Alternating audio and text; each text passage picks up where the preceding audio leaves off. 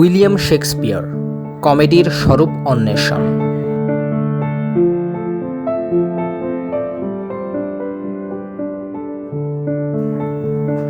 মহামতি অ্যারিস্টটল তার কাব্যতত্ত্বে কমেডিকে খুব বেশি গুরুত্ব দিতে চাননি। তার মতে কমেডি জীবনের গভীরতম সত্যকে উদ্ঘাটন করে না, বরং জীবনের ত্রুটি বিচ্যুতি ভাড়ামিপূর্ণ দিকসমূহের উপস্থাপন কমেডির মূল বিবেচ্য বিষয়। ট্র্যাজেডিকে তিনি সবসময় সবচেয়ে বেশি গুরুত্ব দিয়েছেন।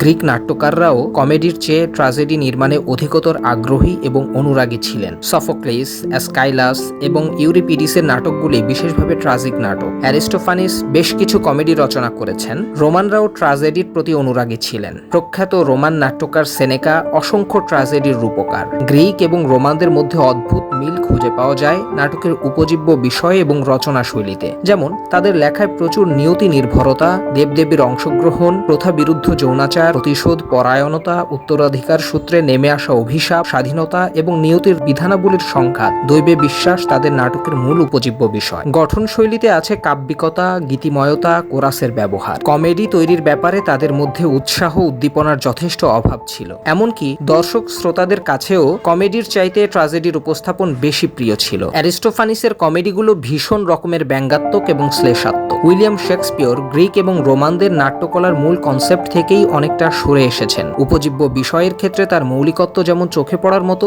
রচনাশৈলীর বিষয়েও তিনি সম্পূর্ণ আলাদা। তিনি তার নাটকে অ্যারিস্টটলের কনসেপ্ট থেকে অনেকটাই সরে এসেছেন। ক্লাসিক্যাল ইউনিটি, যেমন unity of time, unity of place, unity of action, স্থান কাল ঘটনার ঐক্য তিনি মোটেও পরোয়া করেননি। ট্র্যাজেডি এবং কমেডি উভয় ক্ষেত্রেই তার বিশাল আগ্রহ এবং কৌতূহল চোখে পড়ার মতো। ট্র্যাজেডির রচয়িতা হিসেবে শেক্সপিয়রের শ্রেষ্ঠত্ব সারা পৃথিবীতে স্বীকৃত। একইভাবে কমেডি রচনার ক্ষেত্রেও তিনি অপ্রতিদ্বন্দ্বী। রবীন্দ্রনাথ ঠাকুর নিজেও শেক্সপিয়রের নাটকের ভীষণ ভক্ত ছিলেন এবং অনুরাগী পাঠক ছিলেন। জোড়াসাঁকোর ঠাকুর বাড়িতে নিয়মিত শেক্সপিয়র চর্চা হতো। শেক্সপিয়রের সমালোচক এসি ব্র্যাডলি শেক্সপিয়রের ট্র্যাজেডি এবং কমেডির প্রশংসায় অজস্র পৃষ্ঠা ব্যয় করেছেন। ডক্টর জনসন শেক্সপিয়রের একজন অন্যতম সমালোচক। তিনি শেক্সপিয়রের ট্র্যাজেডির ভূয়সী প্রশংসা করে তাকে জীবনের শ্রেষ্ঠ রূপকার হিসেবে উপস্থাপন করেছেন। শেক্সপিয়রের কমেডিকেও তিনি ভীষণভাবে গুরুত্ব দিয়েছেন। আবার শেক্সপিয়র রচিত বিশেষ ধরনের নাটক, যেগুলি ট্র্যাজি কমেডি নামে খ্যাত, ট্র্যাজিক এবং কমিক এলিমেন্টসের মিশ্রণে রচিত এই নাটকগুলি, সেগুলিতে তিনি ভীষণ রকমের প্রশংসা করেছেন। শেক্সপিয়রের অনেক সমালোচক তার ট্র্যাজি কমেডির কঠোর সমালোচনা করলেও ডক্টর জনসন সেগুলিকে জীবনের বিশ্বস্ত উপস্থাপন হিসেবে দেখেছেন। প্রথাগতভাবে কমেডিতে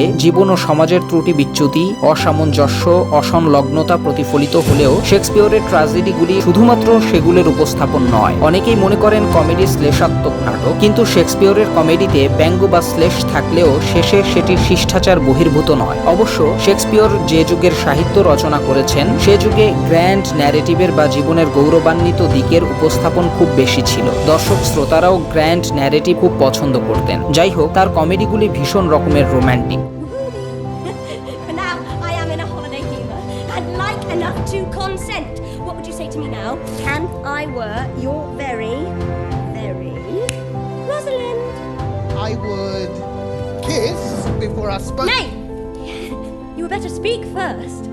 রোম্যান্টিক তিনি প্রেমের উপস্থাপনে, প্রকৃতির উপস্থাপনে, প্রথা ভঙ্গের মানসিকতায়, ভাষার অভিনবত্বে, জীবনের মহিমা কীর্তনে, সত্য ও সুন্দরের সাধনায়। তার কমেডিগুলি সম্পর্কে যদিও ডক্টর জনসন কোথাও কোথাও ভালগারাইজম বা অশ্লীলতার উল্লেখ করেছেন, সেটিও সর্বাংশে সত্য নয়। প্রেমের মহিমা দেখাতে গিয়ে, সুন্দরের উপস্থাপন করতে গিয়ে কখনো কখনো তাকে কিঞ্চিত অশ্লীল ডায়লগ লিখতে হয়েছে। তবে এ ভালগারিজম চরিত্র এবং ঘটনার সাথে সাযুজ্যপূর্ণ। যেমন মেজার ফর মেজার নাটকে লুসিও একটি দুষ্ট চরিত্র। সে যখন তার বন্ধু ক্লডিও কর্তৃক জুলিয়েট অন্তঃসত্ত্বা হওয়া সম্পর্কে বিষয়টি তার বোন ইসাবেলাকে অবহিত করছে, তখন সে বলছে Claudio tilled the virgin soil of Juliet. একইভাবে দ্য টেম্পেস্ট নাটকে ক্যালিবান চরিত্র একটি অসভ্য চরিত্র। সে অর্ধেক মানব আর অর্ধেক দানব। তার গা দিয়ে আষ্টে গন্ধ।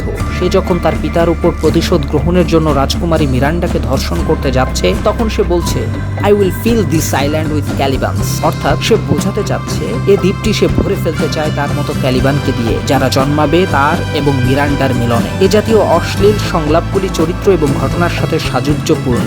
শেক্সপিয়রের কমেডির সবচেয়ে বড় বৈশিষ্ট্য হচ্ছে তিনি প্রেমের মহিমা কীর্তন করেছেন। তবে প্রেমকে একপাক্ষিকভাবে তিনি দেখেননি। যেমন অ্যাজ ইউ লাইক ইট নাটকে তিনি রোজালিন্ড এবং অরল্যান্ডোর রোম্যান্টিক প্রণয় চমৎকারভাবে উপস্থাপন করেছেন। এ প্রেমটি তিনি পুত পবিত্র ভীষণ আরাধ্য বিষয় হিসেবে দেখেছেন। পাশাপাশি সিলিয়া এবং অলিভারের মধ্যে যে প্রেম সেটিকে তিনি কেবলই ইন্দ্রিয়গত হিসেবে দেখেছেন। আর ড্রে টাচস্টোন সম্পর্ককে কেবল সংসার জীবনের প্রয়োজন হিসেবে দেখেছেন। আবার একই নাটকে ফিবি এবং সিলভিয়াসের প্রেমকে তিনি নিরেট গ্রামীণ পরিবেশের প্রেম হিসেবে দেখেছেন। কাজেই প্রেম এখানে বৈচিত্র্যময়। তিনি প্রেমকে মহিমান্বিত করেছেন বটে, আবার প্রেমের ক্ষেত্রে বিদ্যমান জটিলতাকেও উন্মোচন করেছেন। এ মিডসামার নাইটস ড্রিম এ তিনি সরাসরি বলেই বসলেন, the way of true love never runs smooth. শেক্সপিয়রের কমেডির নায়ক নায়িকারা প্রেমের জন্য দীর্ঘ সাধনায় ব্যাপৃত থাকে, অদম্য ত্যাগ স্বীকার করে, সীমাহীন দুর্ভোগ মেনে নেয়, প্রেমকে আরাধনার বস্তু মনে করে। অনেক ক্ষেত্রে জীবন দিতেও প্রস্তুত থাকে প্রেমের জন্য। তার মতো করে পৃথিবীর আর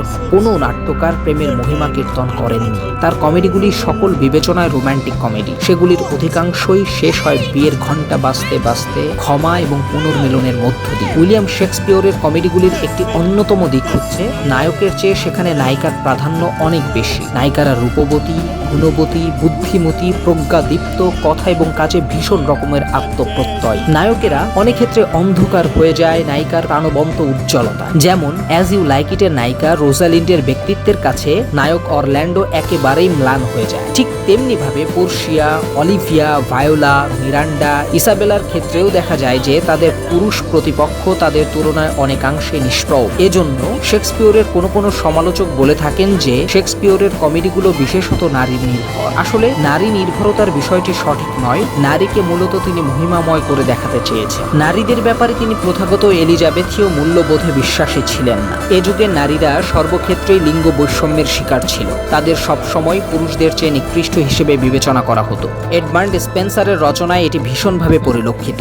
শেক্সপিয়র নারীকে অবরুদ্ধ পরিবেশে দেখতে চাননি। নারী যে জ্ঞানে গুণে বুদ্ধিমত্তায় পুরুষদের ছাড়িয়ে যেতে পারে সেটি শেক্সপিয়র দেখাতে চেষ্টা করেছেন তার কমেডিগুলিতে। শেক্সপিয়রের কমেডিগুলি নিছক শ্লেষাত্মক রচনা নয়, যেমনটি বেন জনসনের নাটকে দেখা যায়। তার লেখার মধ্যে দর্শন থাকে জীবনবোধের গভীরতা, থাকে জগৎ এবং জীবন সম্পর্কে অগাধ কৌতূহল, থাকে সত্য এবং সুন্দরের প্রতি অপরিসীম ভালোবাসা। তার কমেডির সবগুলো চরিত্রই স্বতন্ত্র বৈশিষ্ট্যে সমুজ্জ্বল। অ্যাজ ইউ লাইক ইটের ডিউক সিনিয়র এবং জ্যাক্স চরিত্র দুটি দার্শনিকতায় সমৃদ্ধ, তবে দুজনের দর্শনের মধ্যে আমরা পার্থক্য নির্ণয় করতে পারি। নির্বাসিত ডিউক সিনিয়র রাজ্য শাসনের চেয়ে বন্য পরিবেশে বসবাসকে মহিমান্বিত বলে মনে করেন, কারণ তিনি সেখানে বৃক্ষ শাখায় পাথরে ছায়াবেষ্টিত পরিবেশে প্রকৃতির শিক্ষাকে খুঁজে পান, যার মধ্যে পরতে পরতে ছড়িয়ে আছে দর্শন। পক্ষান্তরে প্রাসাদের জৌলুস এবং বিলাসিতা কেবলই কৃত্রিম আনন্দের বাহন বলে তিনি মনে করেন, যার মধ্যে কোনো পরিতৃপ্তি নেই। রাজপ্রাসাদের জাঁকজমকপূর্ণ পরিবেশকে তিনি বলেছেন পেইন্টেড পম। অপরদিকে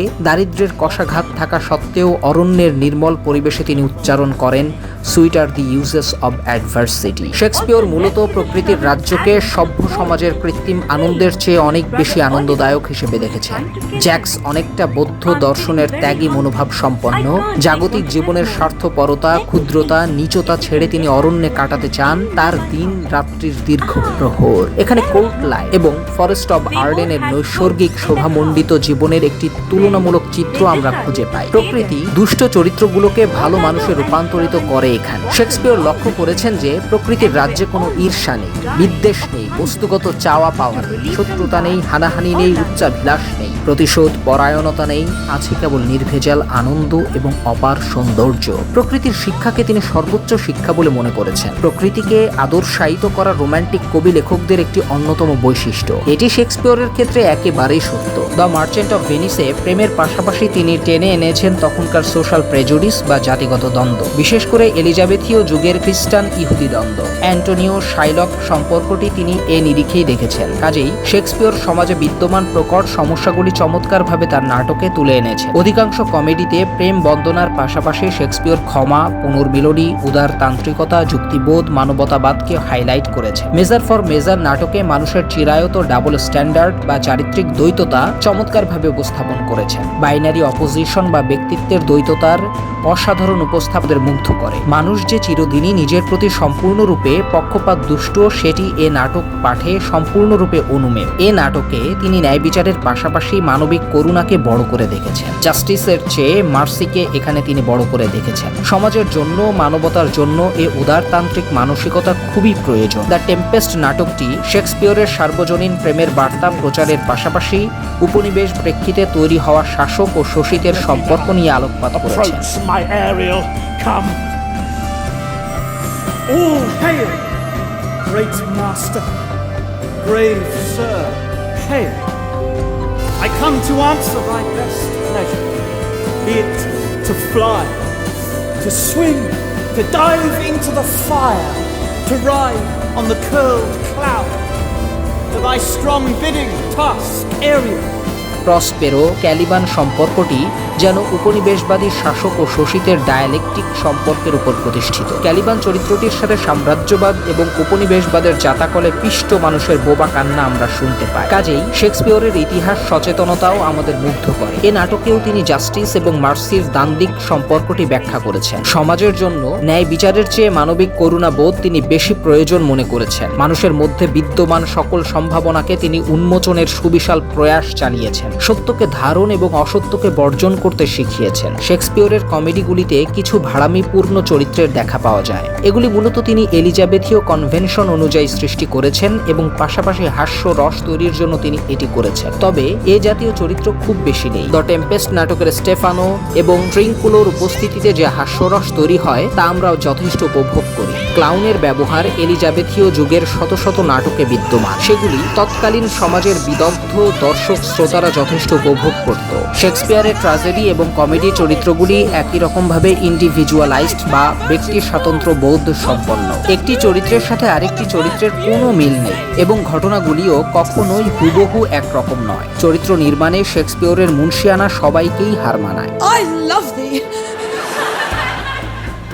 তার নায়িকারা স্ব বৈশিষ্ট্যে যেমন সমুজ্জ্বল, নায়কেরাও তেমনি নিজস্ব মহিমায় ভাস্বর। মানুষ যে আসলেই ব্যক্তি স্বাতন্ত্র্য ধর্মী জীব সেটি শেক্সপিয়রের নাটক পাঠে সম্পূর্ণরূপে অনুমেয়। এখানে একটি উদাহরণ তুলে ধরছি। রোজালিন্ডের সাথে পোর্শিয়ার কোনো মিল নেই, অরল্যান্ডোর সাথে ব্যাসানিওর কোনো সাদৃশ্য নেই, আবার মিরান্ডার সাথে ভায়োলার কোনো মিল নেই, ফার্ডিন্যান্ডের সাথে ডিউক সিজারিওর কোনো সাদৃশ্য নেই। এই বিষয়টি তার নাটকগুলিকে আরও বেশি কনভিন্সিং বা বিশ্বাসযোগ্য করে তুলেছে। শেক্সপিয়রের বেশ কিছু নাটক ট্রাজি কমেডি হিসেবে খ্যাত। ট্রাজি কমেডি এমন এক ধরনের নাটক যার মধ্যে ট্রাজিক এবং কমিক এলিমেন্টের মিশ্রণ ঘটানো হয়। নাটকগুলি আনন্দের মধ্য দিয়েই শেষ হয় বটে, তবে নাটকে বিভিন্ন ধরনের বিষাদময় ঘটনার সংমিশ্রণ থাকে। এ জাতীয় কমেডিগুলি নিয়ে শেক্সপিয়রের অনেক ক্রিটিক প্রশ্ন তুললেও সে প্রশ্নের দাঁত ভাঙা জবাব দিয়েছেন ডক্টর স্যামুয়েল জনসন। তিনি বোঝাতে চেয়েছেন ট্রাজিক এবং কমিক এলিমেন্টের মিশ্রণ দূষণীয় কিছু নয়, বরং এটি মানব জীবনের নিগূঢ়তম সত্যকে উদ্ঘাটন করে। জীবন শুধু আনন্দ দিয়ে গড়া নয়, এখানে আছে দুঃখ,